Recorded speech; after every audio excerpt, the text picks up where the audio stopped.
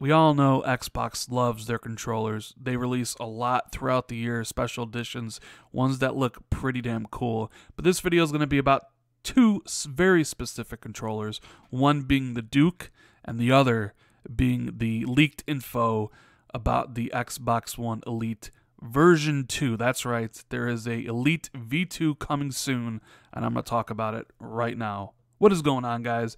Randall Thor 19, the man with the million, back again with another video. Now, this information comes from a Chinese website. It has pictures and everything, but I'm not going to include the pictures in the video because I don't want to get a copyright strike from Microsoft. So I will include the link in the video description to check out so you can check out the pictures for yourself. Now, keep this in mind. You know, 3D printing has come a long way, so it's a very realistic possibility it could be 3D printed. And as always with rumors and leaks and speculation, stuff like that, just go in with a grain of salt because it may end up not being true, but something tells me this is true. Everybody's been thinking for a while that they're working on a second Xbox Elite controller, and that seems to be the case. And it seems about the time they would start to announce it, maybe around E3. But the Elite controller has some nice history behind it, because if you remember when they originally revealed the controller a couple years ago, nobody said they were going to buy it. They bitched about the price. Remember? Oh, how could you sell this, Microsoft? It's basically the cost of two controllers. It was $150, and it was quite expensive. But once people got their hands on it, once they started to use it, word of mouth spread and people loved it. To this day, you always hear people saying it's the best controller ever made, and I also agree with that. I think the Elite controller is the best controller ever made. I absolutely love it. Of course, it does have some problems. Now, the Elite controller was really awesome because you could take off the thumbsticks and put on different ones, like longer ones or concave. It had paddles on the back of the controllers for easier access. If you didn't want to use the face buttons, you could switch between two different profiles. So you could have different settings for Rainbow Six and then Halo and switch between that on the fly. It was a really great controller that was a little bit marred by build issues. My controller ended up breaking, and everybody that I know that personally owns one has had their break. But Microsoft is good with replacements. All you really have to do is tell them you own one, tell them it's broken, and they will send you a new one. Pretty much no questions asked. Now, it was only a matter of time before we got a sequel to the Xbox One Elite, and we have some information here, and there's some pretty interesting stuff here. So, first off the bat is that it has rechargeable batteries, which are undetachable, MagSafe-like charge port. Now, that's pretty interesting because one of the features of the Xbox One controller itself is the fact that it uses AA batteries and that you can pop them in and pop them out. In comparison, a lot of the PlayStation controllers are in. You can't detach them, so you have to actually charge them. So this would mark the first Xbox controller where the batteries are built in, they're rechargeable, and you can't replace them. I'm not really sure how to feel about that because I've been so used to just swapping my envelopes, rechargeable batteries back and forth, and I don't really like being tied to my controller to be tethered to a console while it charges, and I'm not really sure about this, but that is what it says. Rechargeable batteries, undetachable, MagSafe-like charge port. It has a USB Type-C. It also is going to have Bluetooth built in, so it works on Windows 10, so not only can you use it on your Xbox One, but you can also use it on your Windows 10 to play your games there. It has three level hair trigger locks. The hair trigger locks are pretty cool. I guess 3 different levels, where the last Xbox One Elite controller had 2 levels. So you can get those short throws, so you can actually fire faster and get the drop on the enemies in a nice FPS fight. But it also has 3 profile switch. Now, like I mentioned earlier in the video, the previous one only had 2 that you could switch on the fly. If you wanted Rainbow and Halo or Call of Duty and Overwatch, it was easy to switch between both of those. Now, this one seems like they say it's going to have 3, so you can switch between 3 different games. That's kind of cool, although I was hoping for a little bit more than just one added profile, but I honestly never really used that feature too much. And the other key thing here is longer key travel for paddles. It came with 4 paddles. I only actually really used 2 on it, but I'm pretty excited to see what they can do with the Elite.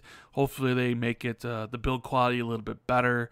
It looks like in the pictures that it's a little bit smaller than the previous Elite, so that's kind of cool.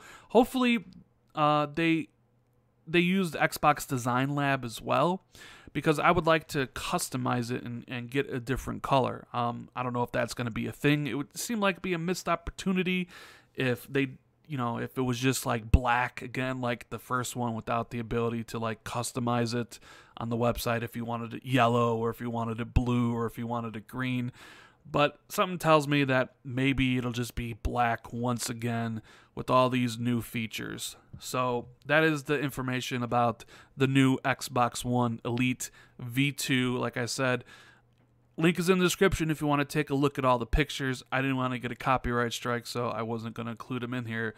But as for when they could possibly debut this, I mean, E3's 5 months away now. That's the perfect time to debut it. That's when they debuted the last one. And it's about time. So can't wait to see what it really looks like, all the different features and the new trailer they put out for it. I'll be there day one for the Elite controller because, in my opinion, the Elite controller is the best controller ever made by man.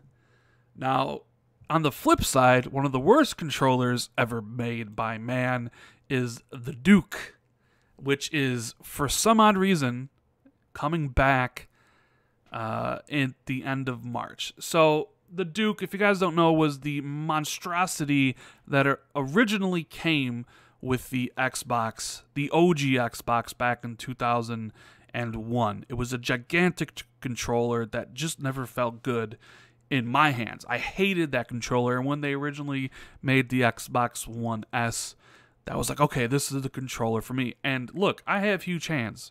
So it just, I don't know. It just was a terrible controller. Now, I understand. That's my opinion. Other people out there love the Duke.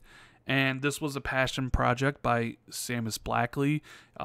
People on Twitter really asked him for it. He went to Microsoft, and Phil Spencer was behind the idea. And they went back and forth and eventually got approved. So Hyperkin is making the controller, and it will be out at the end of March for $70. Now, this is basically nostalgia. This is for people who have fond memories of the Duke, or maybe haven't used it in a long time and thinking, you know what, I want to get this controller because this reminds me of the early 2000s when life was easier and all that good stuff, right? But for me, it's like, look, we just talked about the Xbox One Elite, the best controller ever made, and it's getting even better with an update. And here you have one of the worst controllers ever made. Why would you want to get this for just nostalgia purposes? I don't get it. I mean, it just was a terrible controller. Now, I'll give it, they're doing a little bit different things with it.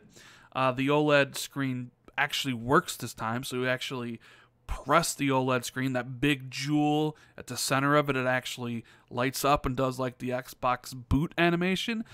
Okay, that is an interesting add-on, I will admit, but I mean, that's only going to be cool like the first 5 or 10 times you press that thing, unless, of course, games use that screen for information similar to that Dreamcast device, but I seriously doubt it. And $70 is a little bit expensive, but then again, most controllers these days are about $65, $70 anyways. But when I look at this, it does nothing for me, and brings up memories of just disgust as I look at this controller, and I'd sit there and I think, who else really liked this controller? But Blackley says Twitter made it happen. So many people tweeted about him, how they loved the controller, and he went to Phil and they got it done. So there you have it. We have the Duke, one of the worst controllers ever, according to me, returning at the end of March for $70, and we also have the information about the Xbox One Elite V2, which will probably get revealed at E3 this year. So 2 more controllers to add to the controller kingdom that is Microsoft, and I'm sure they'll have more custom or regular controllers they'll release throughout the year, because I think this year they released 10. I'm sure they'll release the same amount, if not even more, with more improvements to Design Lab. So the controllers are just going to keep coming, right? Anyways, guys, I hope you enjoyed the video. If you did, make sure you hit that like button. Consider subscribing to the channel for more content. Hit the notification bell next to the subscribe button, just in case YouTube doesn't send you a notification. This will make sure you are always notified when I drop new videos.